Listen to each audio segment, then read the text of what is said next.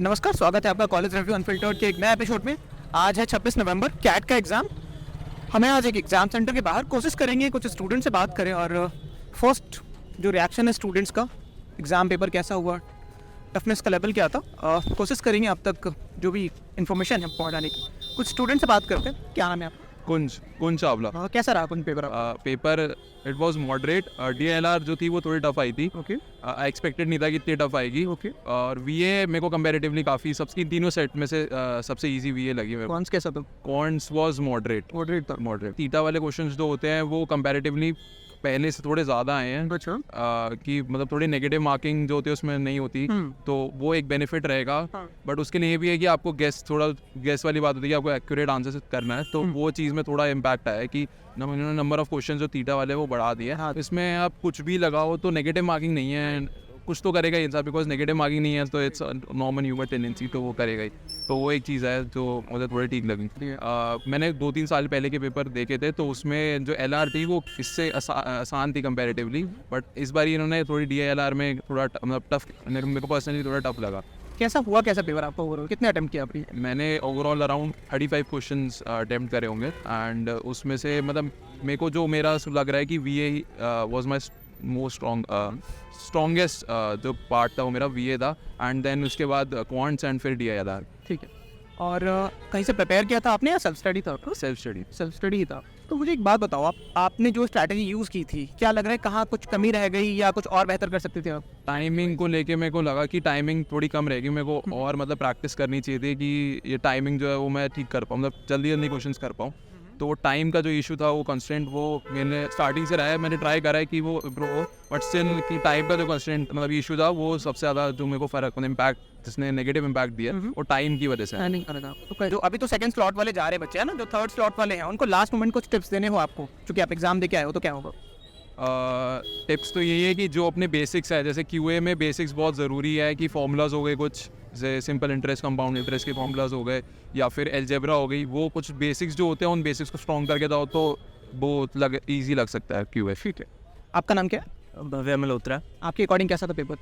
मेरे अकॉर्डिंग ठीक ही था, लाइक ही सेड की मॉडरेट ही था, बट मुझे थोड़ा वो लगा टाइम का क्रंच लास्ट में आके। मुझे लगा जैसे कॉन्ट्स मुझे थोड़ा लेंदी लगा, लास्ट में आके मुझे थोड़ा टाइम की शॉर्टेज लगी। कोई सरप्राइज पेपर में, जैसा आपने previous year question paper attempt किया हो या मॉक्स दिए हो, सरप्राइज देखने को मिला आपको? सरप्राइज तो ऐसा नहीं, बट हाँ थोड़ा एक DLR मुझे लगा कि ज़्यादा मुश्किल था, मैंने इतना एक्सपेक्ट नहीं किया था इतना टफ आएगा। और टीटा वाला जैसे ये बता रहे हैं, टीटा वाले हाँ थोड़ा मुझे लगा कि number of questions of theta type थोड़ा ज़्यादा था, पहले मैंने इतने नहीं देखे थे, मुझे मतलब थोड़ा सा लगा, बट हाँ एक उसका बेनिफिट रहता है कि नेगेटिव मार्किंग नहीं रहती, तो वो चीज़ है। ओवरऑल टफनेस को आप कैसे रेट करोगे अगर आप पेपर तो देखो?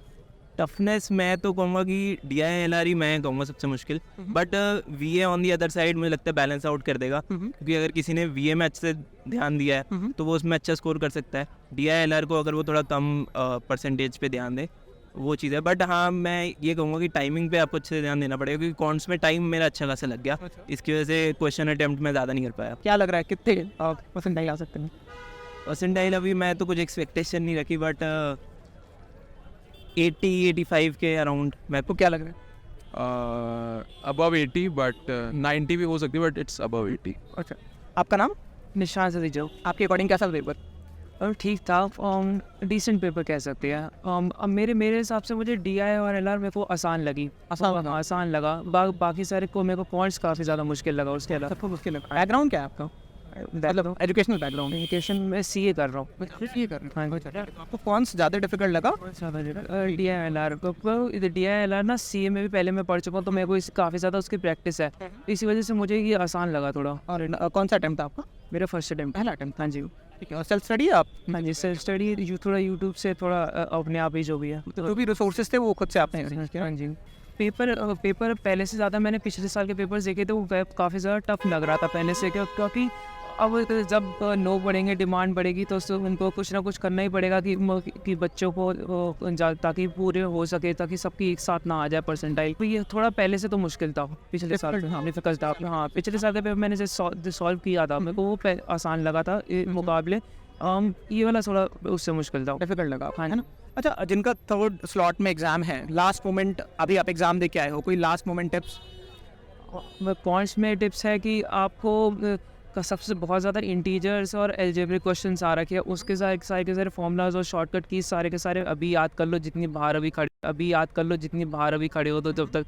और ज़्यादा टाइम मैनेजमेंट करो, क्योंकि बहुत ज़्यादा क्वेश्चन ना छूट रहे थे बहुत जल्दी, जैसे 40 मिनट्स के 3 स्लॉट्स होती है, तो काफ़ी सारे क्वेश्चंस मिस हो रहे थे इसी वजह से, क्योंकि इसलिए जल्दी क्वेश्चन वो करो, ज़्यादा टाइम वेस्ट ना करें। ठीक है, ओवरऑल क्या रेट करोगे आप एग्ज़ाम, आप जो पेपर का टफनेस था उसमें, इजी, मॉडरेट या बहुत ज़्यादा डिफिकल्ट? बहुत डिफिकल्ट से कम, मॉडरेट से थोड़ा ज़्यादा, मॉडरेट से ज़्यादा। ठीक है, ठीक है। आपको क्या लग रहा है जो स्ट्रैटेजीज आपने बनाई थी उसमें कुछ लैप्सेस रह गए, या जो स्ट्रैटेजीज थी आपकी वो अच्छा वो किया आपके लिए?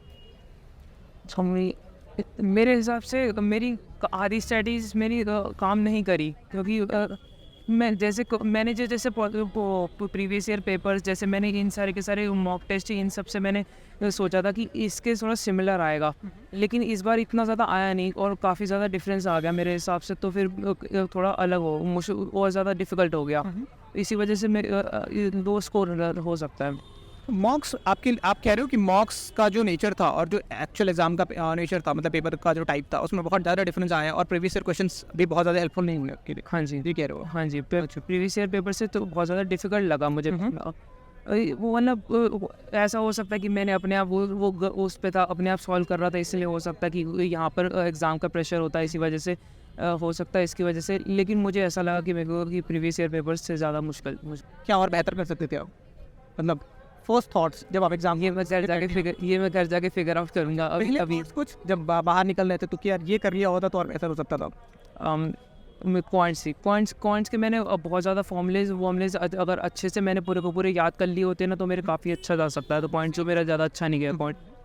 ठीक है, अभी क्या लग रहा है क्या परसेंटाइल आ सकता है?